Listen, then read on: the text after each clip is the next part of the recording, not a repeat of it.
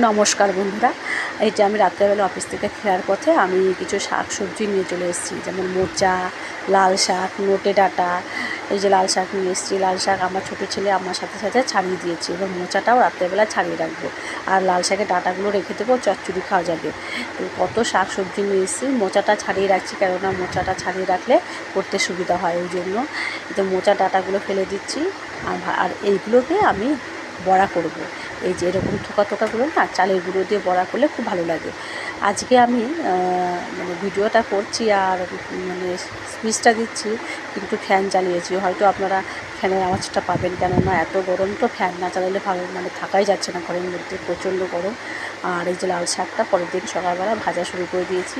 আর মোচাটা আমার শাশুড়ি মা, আমি যখন পুজো করছিলাম তো তখন মোচাটা করা হয়ে গেছে, তো ভালো হয়েছে একদিকে, আর এদিকে মোচার বড়া করব। এই যে নিয়ে নিয়েছি, শাকটা হয়ে গেলে পরে মোচার বড়াগুলো করে তারপর ডালটা ফোড়ন দেবো। আজকে আমি 5 বিশালি ডাল দিয়েছি, মানে সব রকম ডাল মেশানো, ওই ডালটা খেতে খুব ভালো লাগে, ওই জন্য এই যে শাক ভাজাটা হয়ে গেছে।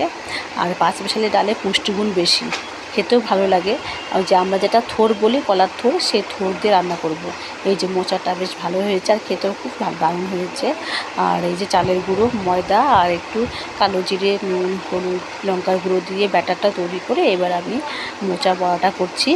এইরকম করে খেতে খুব ভালো লাগে, অনেকটা বড় হয়, আর গরম ভাতের সাথে কোনো কথাই হবে না এই বড়া।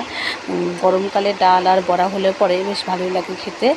আর আমার ছোটো ছেলে এই বড়াটা খেতে খুব ভালোবাসে, বড় ছেলে তো ভীষণই ভালোবাসে। আর আমার এই বড়াটা আমার মা ছোটোবেলায় করে দিত, আমার তখন থেকে ভীষণ প্রিয় ছিল।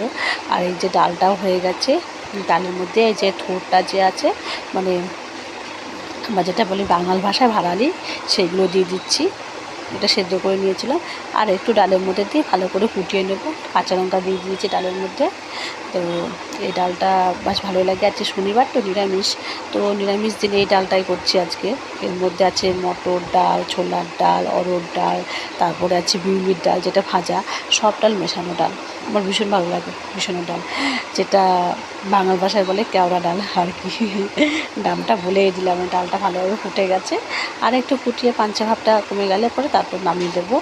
আর ওইদিকে ভাত ঠান্ডা করতে দিয়ে এসেছি ছোটো ছেলে গরম ভাত একদমই খেতে পারে না, আর যা গরম পড়েছে না, এই গরমের মধ্যে গরম ভাত খেতে দিলেই না আমার মনে হচ্ছে আরও সবার মাথা গরম হয়ে যাচ্ছে।